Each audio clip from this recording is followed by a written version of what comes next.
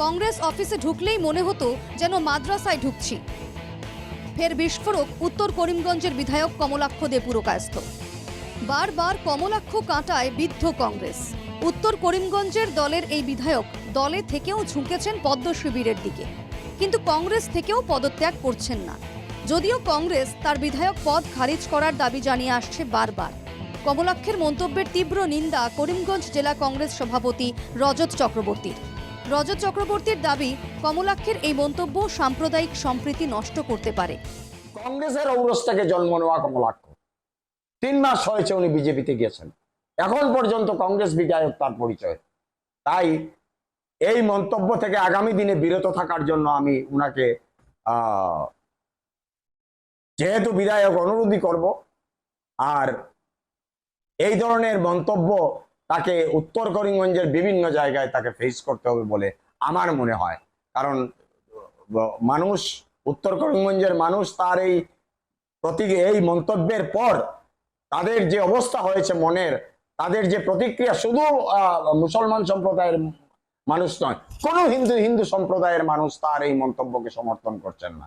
উনি এই মন্তব্য রাখার পর যে কমেন্টস এসেছে, সমস্ত comments right from Brahmaputra valley to Barak valley, সবাই এই মন্তব্যের বিরোধিতা করেছে, জঘন্য জঘন্য জঘন্য বলে তাকে আখ্যায়িত করেছে। তাই আগামীতে এই ধরনের মন্তব্য, এবং আমি মনে করি এই ধরনের ব্যক্তি, এটা তার অরিজিন, যদি এটাই তো তার অরিজিন, এটাই তো তার প্রকৃত স্বরূপ, এই ধরনের ব্যক্তি যদি নেতৃত্বে থাকে তাহলে যে কোনো সময় সাম্প্রদায়িক সম্প্রীতি নষ্ট হওয়ার সম্ভাবনা রয়েছে বলে আমি মনে করি। শনিবার করিমগঞ্জ জেলা কংগ্রেস অফিসের সামনে বিধায়ক কমলাক্ষের পুষ্পতুল পোড়ালেন একসময়ের দলের সহকর্মীরা। করিমগঞ্জ জেলা সভাপতি বলেন, নামেই কংগ্রেস করছেন কমলাক্ষ, কংগ্রেসের ঐতিহ্যই জানেন না বিধায়ক। 2011-তে প্রথম উনি বিধায়ক হয়েছেন, ইন্ডিয়ান ন্যাশনাল কংগ্রেসের প্রার্থী হিসাবে উনি নির্বাচিত হয়েছেন, এবং নির্বাচিত হওয়ার পেছনে যাদের অবদান সবচেয়ে বেশি তাদেরকে আজকে তিনি চিহ্নিত করে এই উক্তিগুলো করছেন। আজকে তিনবার উনি বিধায়ক হয়েছেন, যারা ওনাকে ভোট দিয়েছে তার 75 থেকে 80% ভোট দিয়েছে একটা বিশেষ সম্প্রদায়ের লোক, যাদের সম্বন্ধে উনি বিরূপ মন্তব্য করেছেন। তো এটা অত্যন্ত নিন্দনীয়।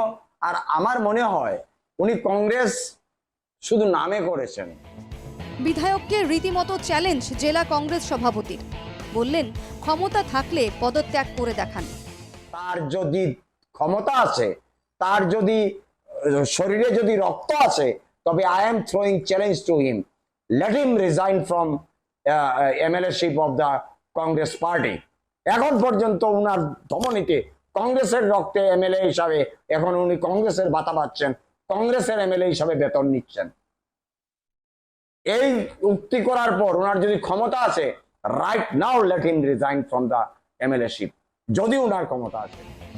জেলা কংগ্রেস নেতার দাবি, 2026 সালের বিধানসভা নির্বাচনে জবাব পাবেন কমলাক্ষ।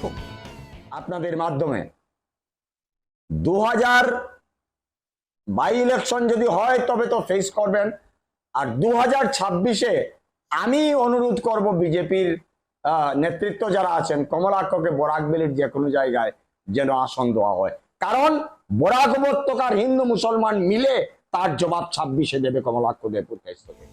করিমগঞ্জ থেকে মিষ্টু দত্তের রিপোর্ট, এনকেটিভি বাংলা।